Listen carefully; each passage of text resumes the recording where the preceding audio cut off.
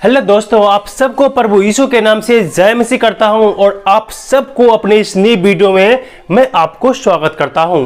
दोस्तों, आज के वीडियो के माध्यम से आज मैं आपको बतलाने वाला हूं बाइबल में सूअर खाने से मना नहीं किया गया है।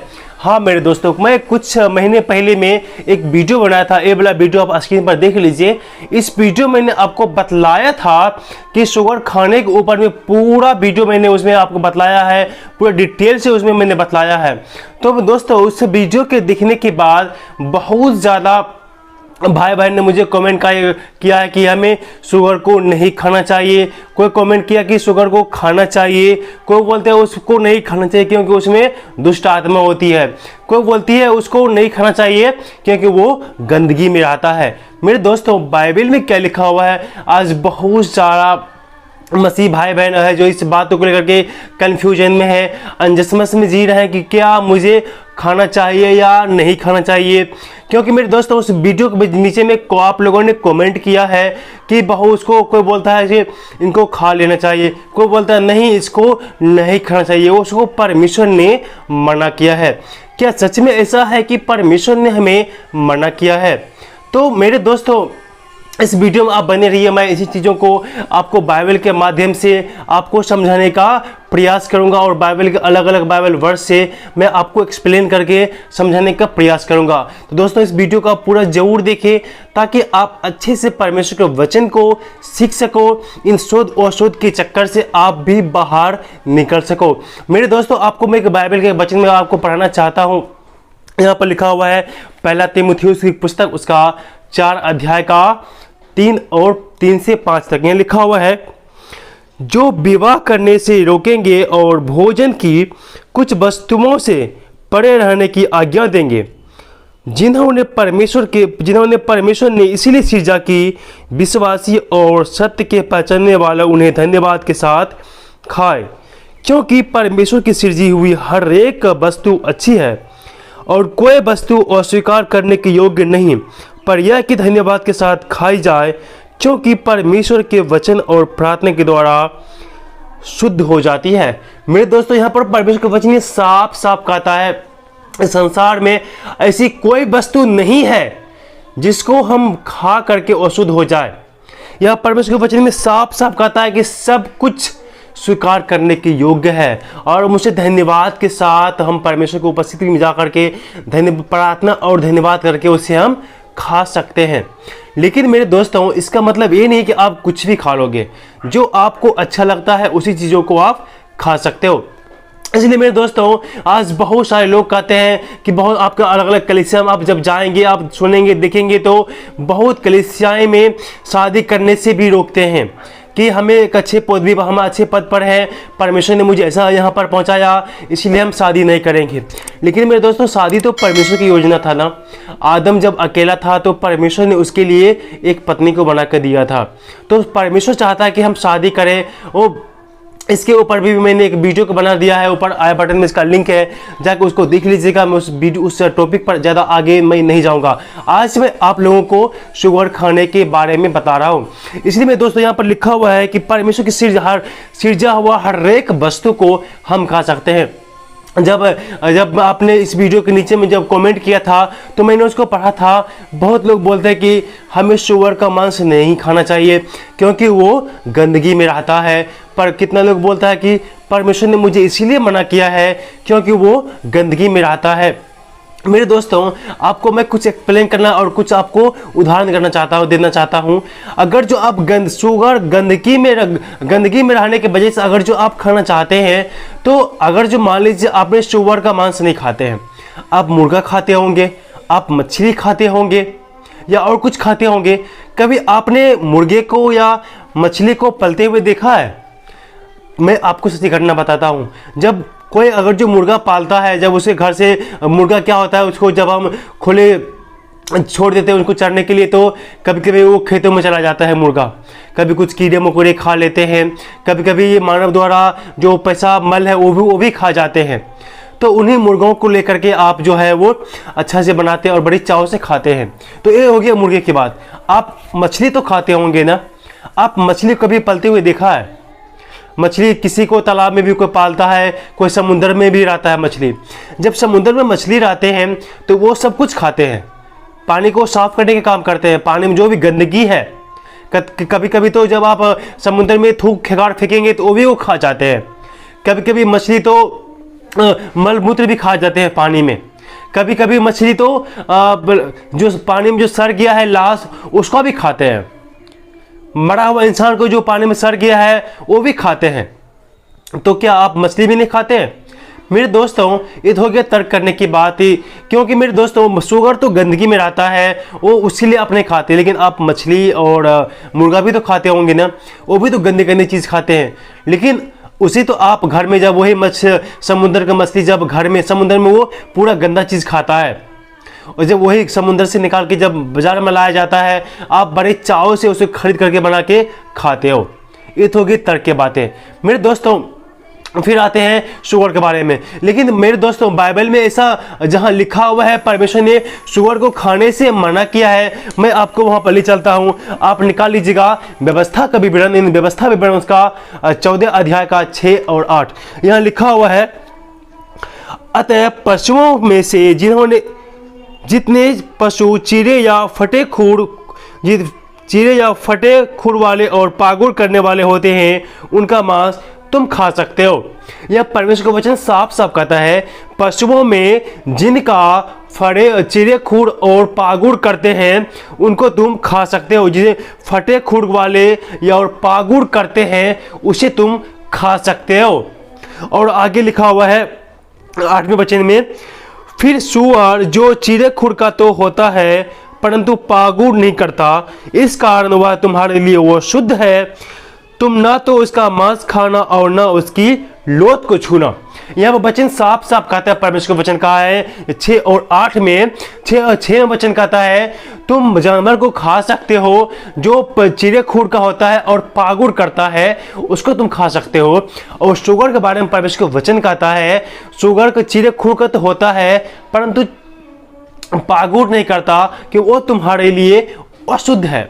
मेरे दोस्तों, एक चीज अब मुझे यहाँ पर समझना पड़ेगा। मैं इस बाइबल के वचन को झुकला नहीं रहा हूँ, लेकिन आपको वचन को आपको समझना पड़ेगा।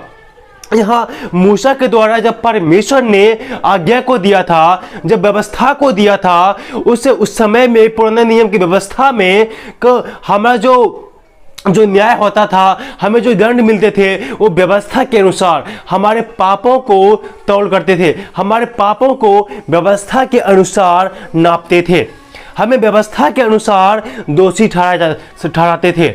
तो व्यवस्था के अधीन में थे। अगर जो कोई पाप किया है तो व्यवस्था के अनुसार उसे दंडित किया जाता था। हर एक चीज व्यवस्था के अनुसार वो लोग करते थे। ये पुराने नियम के बात है। और व्यवस्था के अनुसार वो शुगर का मांस उसे वो शुद्ध कहा गया था व्यवस्था के अनुसार। लेकिन मेरे दोस्तों, जब हम बाइबल को अच्छे से पढ़ते हैं तो उस व्यवस्था के अनुसार और अपने कर्मों के अनुसार हमारा उद्धार नहीं हो सका, हमारा मुक्ति नहीं मिल सका। इसीलिए उस परमेश्वर ने हम पर अनुग्रह किया, उस व्यवस्था से अधीन से हटा करके हमें अनुग्रह के अधीन में लाया, हमें अनुग्रह के अधीन में लाया, उस व्यवस्था के झंझट से निकाल करके। तो परमेश्वर ने हम पर वो अनुग्रह किया। तो इस अनुग्रह के अधीन में है। यहाँ पर एक जगह और मैं आपके लिए वचन को पढ़ूंगा, क्योंकि मेरे दोस्तों, जब हम पढ़ते हैं व्यवस्था को, प्रभु यीशु मसीह ने आकर के उस व्यवस्था के अनुग्रह के अधीन से छुड़ा करके हमें अनुग्रह के अधीन में ले आया। क्योंकि व्यवस्था के अनुसार हमारा कभी भी उद्धार नहीं हो सकता। उस व्यवस्था के अनुसार हम कभी भी निर्दोष साबित नहीं हो सकते।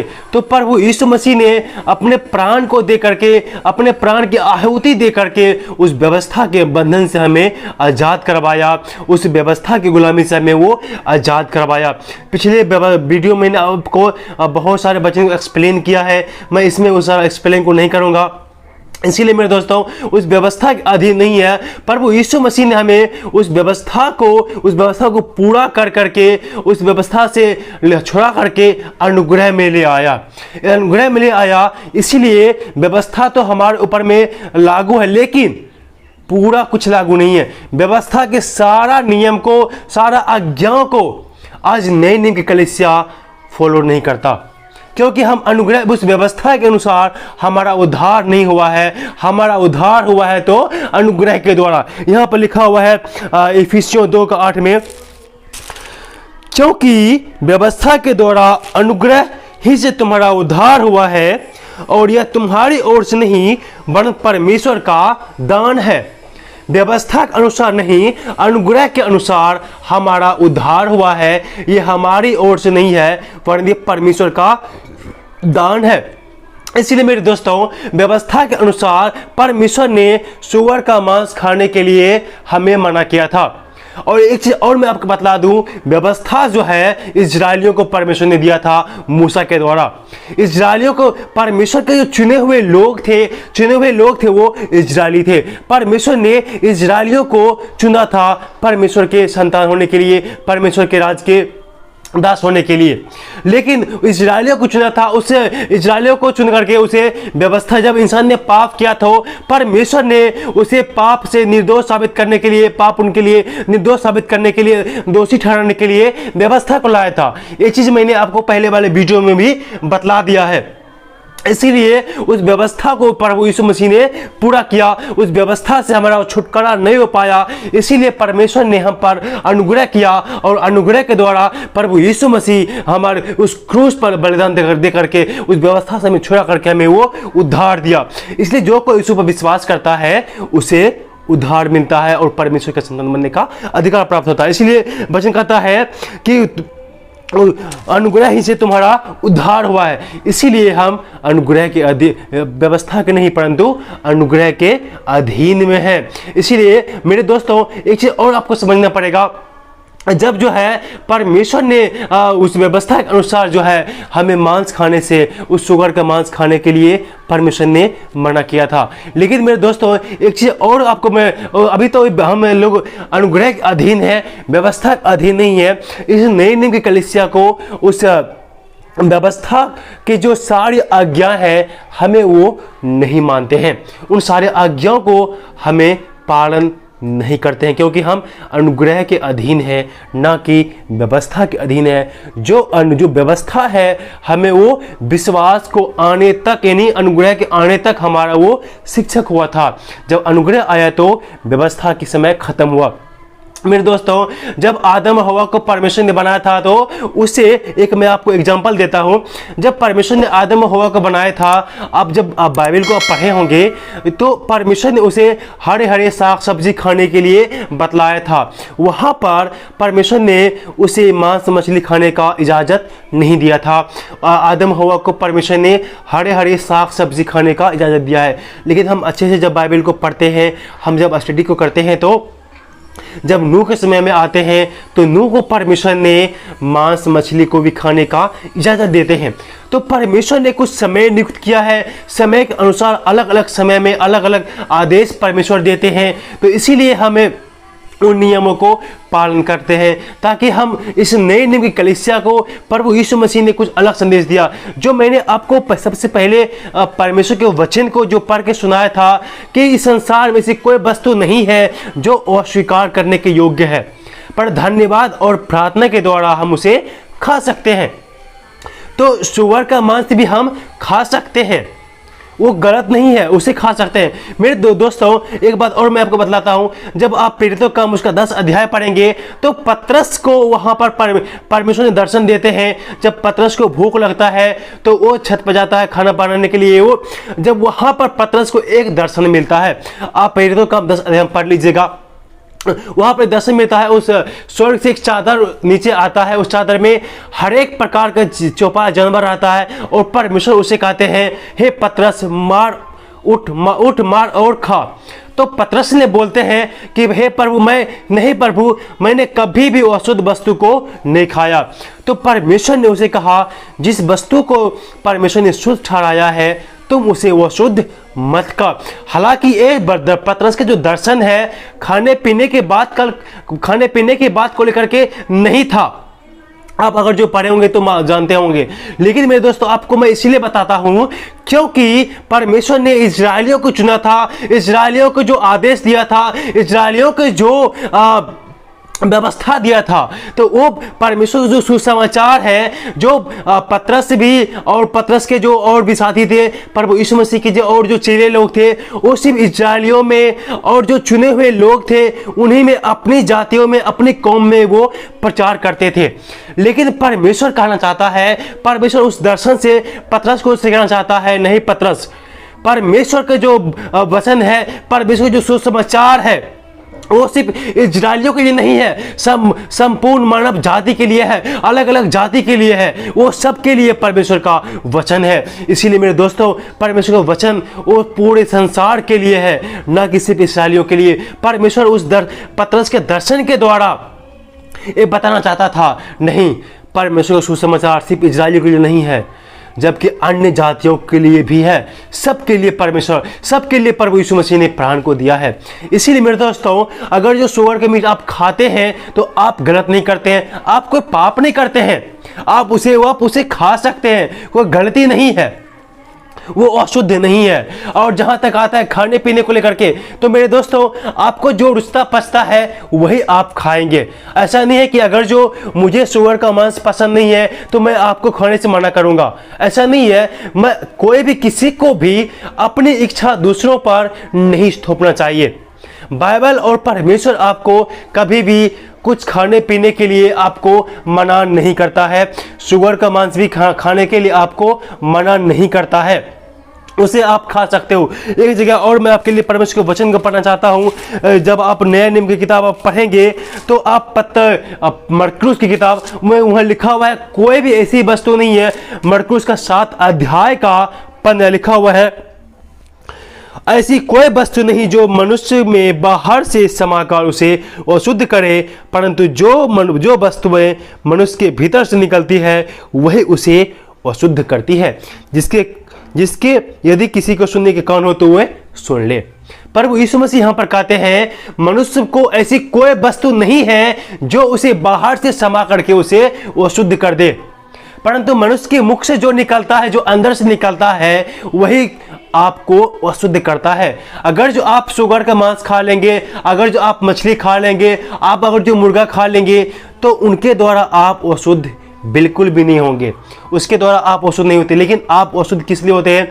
आपके मुंह से, अंदर से, मन से बुरी बुरी बात निकलते हैं, छल कपट निकलते हैं, गाली निकलते हैं, निंदा निकलते हैं, लोभ निकलते हैं, इसके द्वारा आप अशुद्ध होते हैं। इसीलिए प्रभु ने कहा था, मन फिराओ, स्वर्ग के राज निकट आ गया है, क्योंकि मन हम लोगों का, सब लोगों का गंदा हो चुका है। मन के द्वारा लोग जो है वो पाप करता है।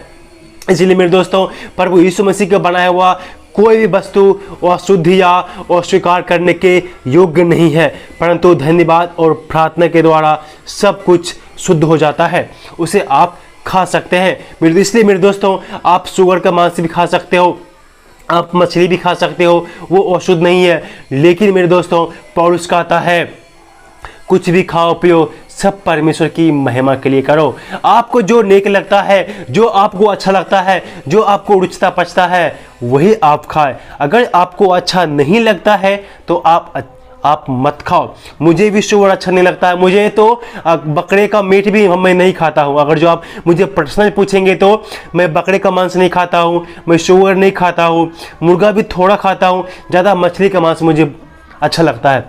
तो आपको जो अच्छा लगता है वही आप खाएं। अगर जो कोई खाना चाहता है तो उसे आप मत मना करो, उसे आप मत रोको, कोई गलत है, ये पाप है, ऐसा नहीं है।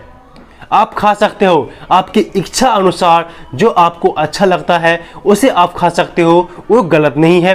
परमेश्वर ने इस सब को हमारे अधीन में कर दिया है, हमारे अधिकार में है ये सब। हम चाहे तो खा सकते हैं, हम चाहे तो नहीं खा सकते हैं।